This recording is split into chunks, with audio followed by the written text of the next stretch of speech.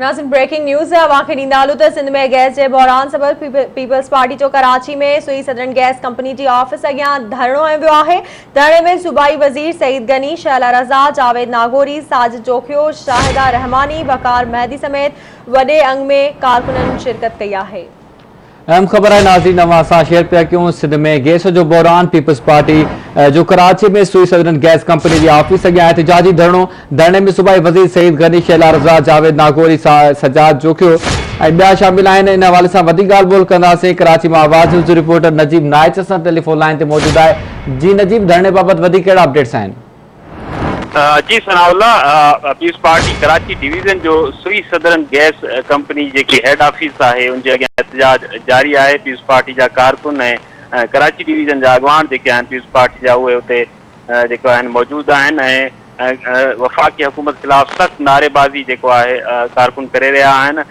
उते मौजूद अॻवान जो चवणु आहे त वफ़ाक़ी हुकूमत गैस जो जेको आहे संगीन बहरान पैदा करे छॾियो आहे मुल्क में, ऐं ख़ासि तौर कराची में गैस सबबि जेको आहे गैस जी बंदिश सबबि जेको आहे न सिर्फ़ फैक्ट्रियूं मुतासिर थी रहियूं आहिनि पर घरेलू ज़िंदगी जेको आहे घरेलू शयूं बि जेको आहिनि उहे मुतासिर थी रहियूं आहिनि। अॻवान जो चवणु आहे त बिजली जी जेकी लोड शेडिंग आहे उन हवाले सां बि के इलेक्ट्रिक पारां चयो पियो वञे त गैस जी खोट सबबि जेको आहे बिजली जी लोड शेडिंग थिए पई। इन जे करे वफ़ाक़ी हुकूमत इन गैस वारे इदारे के जेको आहे संभालण में मुकम्मल तौर नाकाम वही है। उन चवणु आहे त वफ़ाक़ी हुकूमत इन बात जेको आहे कंहिं बि सूरत अवाम जे मफ़ादनि ते जेको आहे बीठल हुकूमत न आहे। उन चवणु आहे त गैस जे हवाले सां जेको आहे हुकूमत हूं त कंहिं बि हवाले सां नोटिस वठे थी त उहा महांगी थी वञे ऐं इम्कान आहे त गैस जॾहिं मिलंदी त वाधू रेट सां मिलंदी ऐं हुकूमत हिकु दफ़ो ॿीहर गैस जा जेको आहिनि अघ आहिनि उहे वधाईंदी।